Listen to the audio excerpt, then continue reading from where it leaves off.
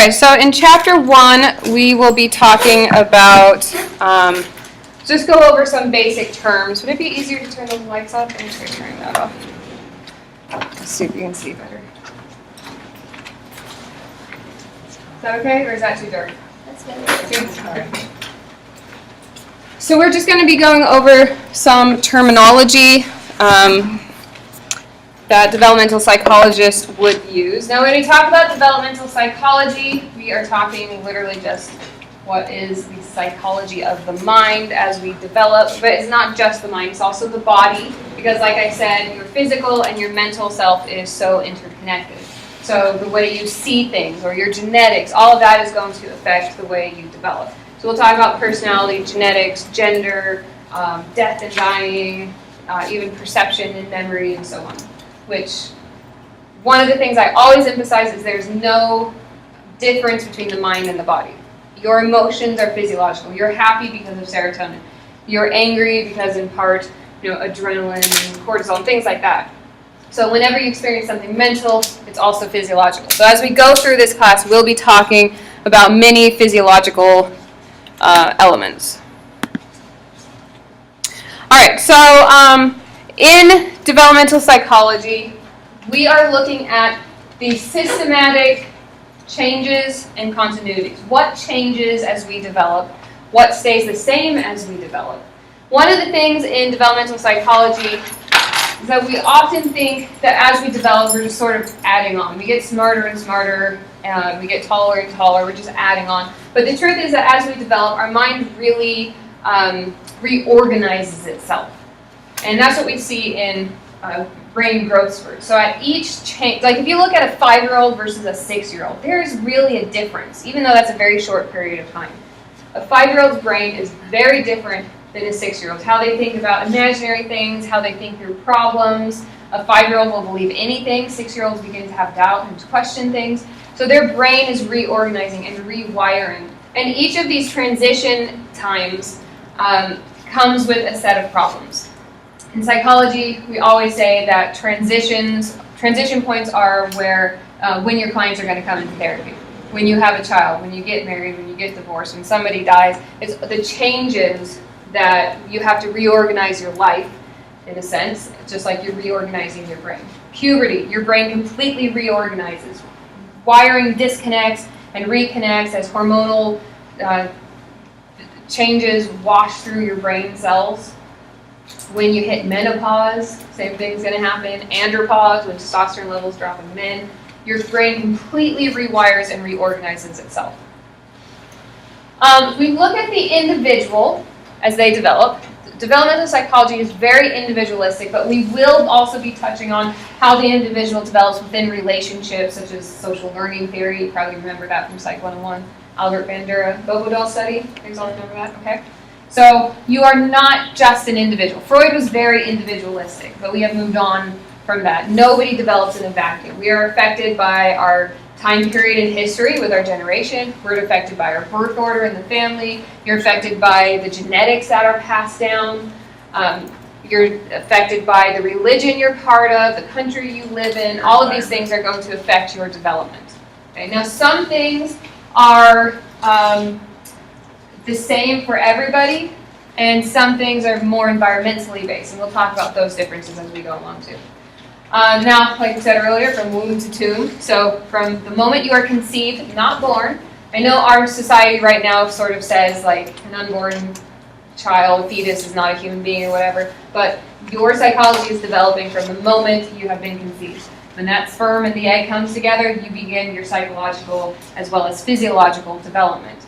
How the stress that you're under as a mom when you have your baby is going to affect how that baby handles stress when they're 90 years old. It's going to affect whether they have bipolar disorder, perhaps. So conception is important. Pre-birth is very important for how your baby develops. And then development does not stop until you're dead. So a 90-year-old is changing and growing and having problems or gaining skills. I mean, it doesn't matter how old you are, you still develop. Freud pretty much said after 6, 7 years old, you're just who you are, and there's a little bit of development into young adulthood, but it's not significant. So it's just your childhood. That's all that matters. I don't care about anything else. And we know that that's not the case. Now, those early years are very important for your development. They're probably more impact in those early years than the rest of your life, but you don't stop developing after you get through your toddler years.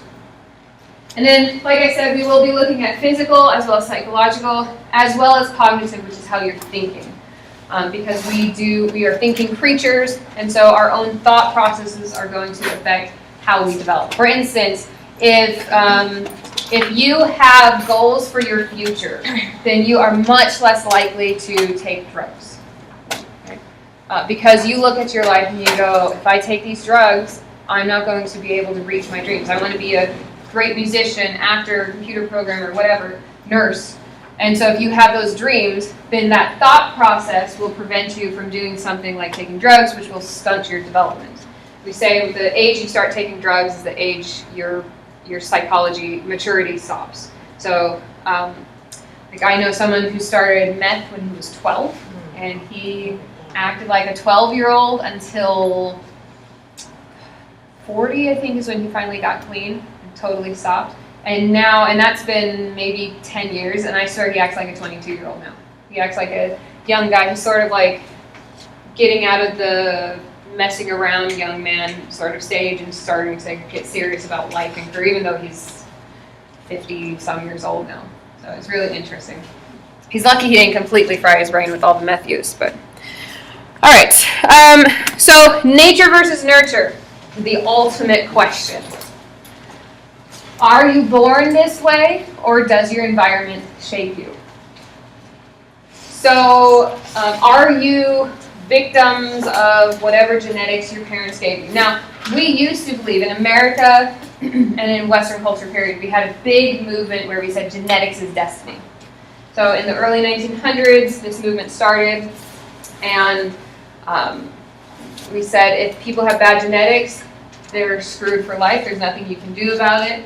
And eventually that philosophy turned into, then we should just eliminate them from the population, which you can guess over in Germany, who also had that philosophy. It's what we call the eugenics movement. Mass genocide ensued. What was that? Mass genocide ensued. Mass genocide, because they're inferior. They have inferior genetics. There's nothing you can do to change the genetics, is what the thinking was. Although we know that's not true nowadays. You can change your genetics. And so, why have these people around? Now, this was really started by Charles Darwin.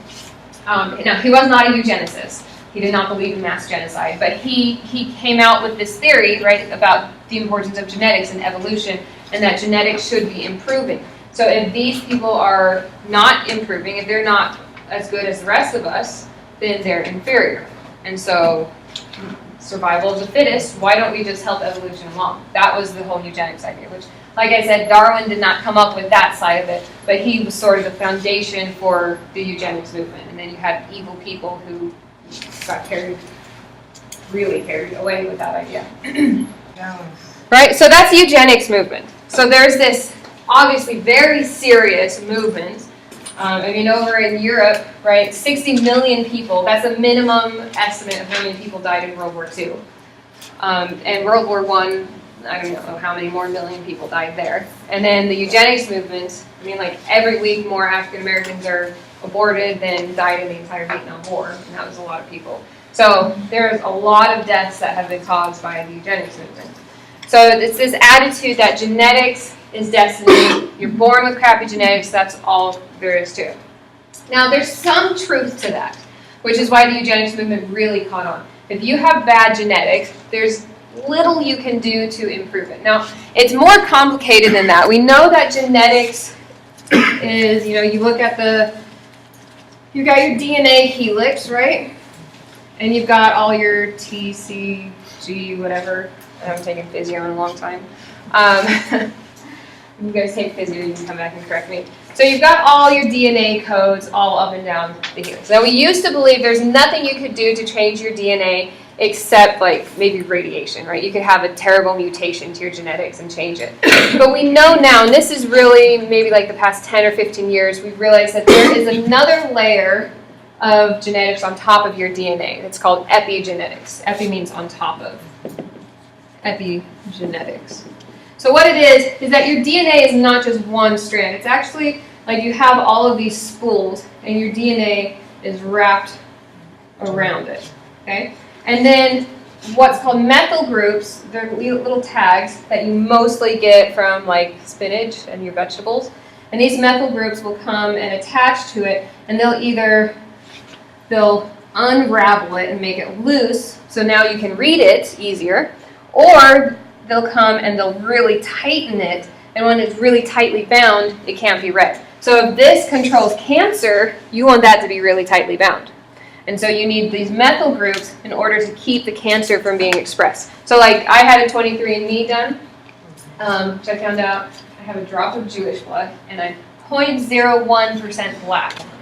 Everyone's right? Everyone's from Africa. Yep, got something in there. Then I also had Japanese and Oceanian, which is... I have genes for ALS, which Lou Gehrig's disease, which is a terrible disease to get.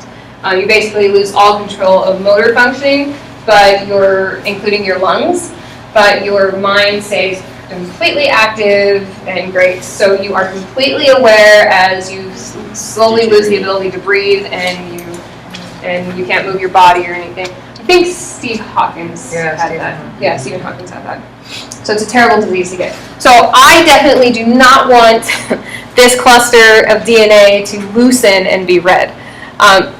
How do you get methyl groups? It's the way you live your life. So if you're eating enough fruits and vegetables, you'll get more methyl groups. If you are smoking or you're stressed out, then that will block the production of methyl groups. So that means the way you live your life can determine, it won't change your DNA, but it will change the expression of your DNA.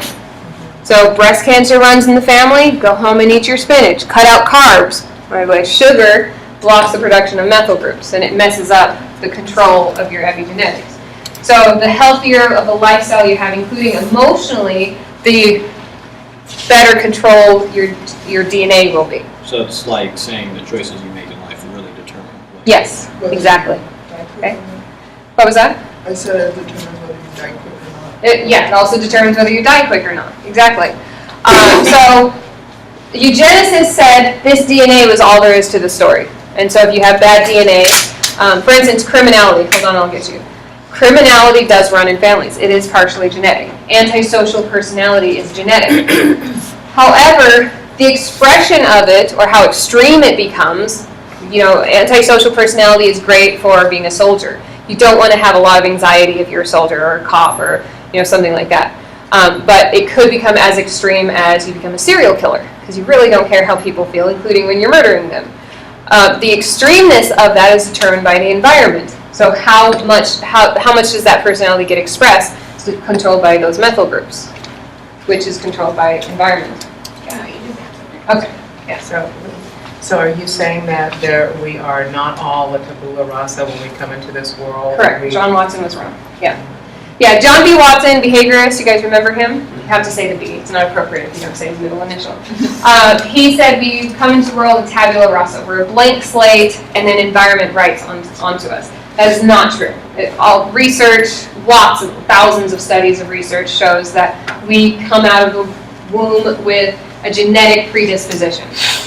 You may be born with a very sensitive nervous system, and then you will probably not become a murderer because you will have too much anxiety. You may not even be willing to steal the marker that a teacher leaves behind because, I don't know, somebody might see you, or I don't know, something like that. You become a nervous wreck. You become a nervous wreck, so you don't commit crimes. Other people are born with a very dull nervous system, and they're like,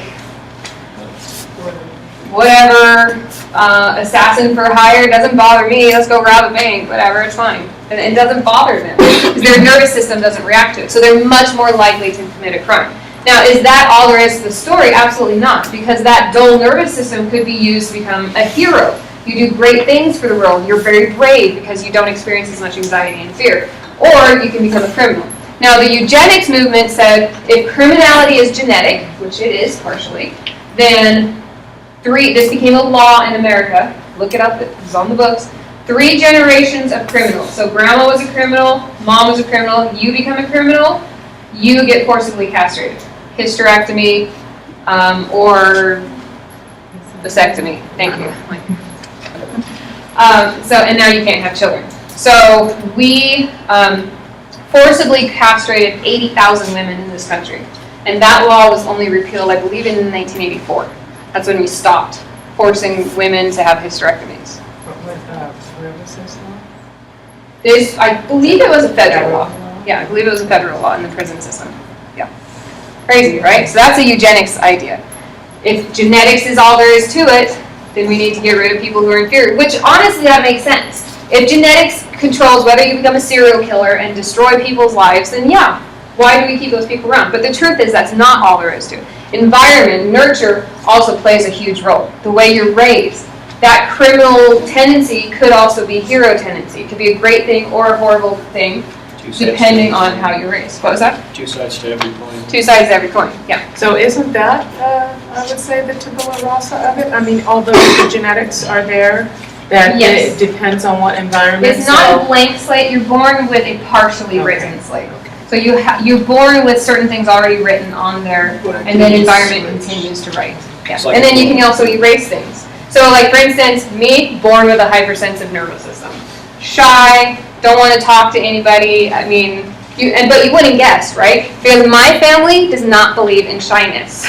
It's like a religious belief. There are no shy people in our family. It is not allowed, and if you are shy, you will be tortured into not being shy anymore. So my family, I would say, like, I'm like 5 years old, I want an ice cream at McDonald's, and my mom would say, then go up to the counter and order it yourself. You can't order it, you don't get it. And then I would have to go up there, and I knew, don't even walk back to that table and say, no, I'd rather not have an ice cream, because then you're really in trouble.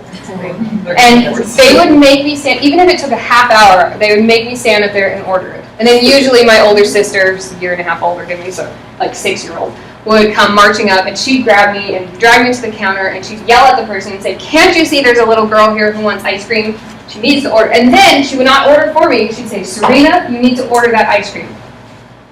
But not allowed. Okay, so my genetics, my nature is a very shy person.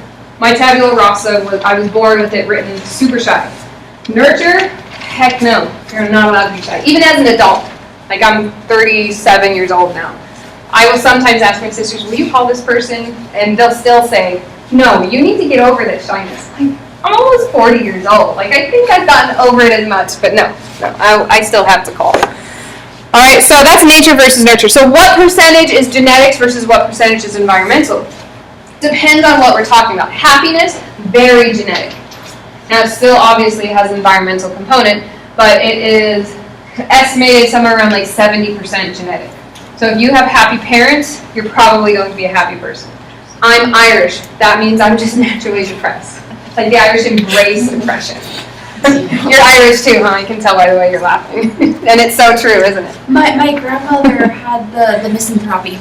Everybody, I can't remember if I'm pronouncing it correctly. She just hated everybody? Hated everybody and everything, and you can never do anything right. So Yep, that's all the the Irish time. way. Yeah, I always had this dream as an Irish American. I want to move to Ireland. It's the home country. And then I went to Ireland and I'm like, this place sucks. I mean, honestly, it's a great place to visit. It's so beautiful and, you know, the hospitality and everything.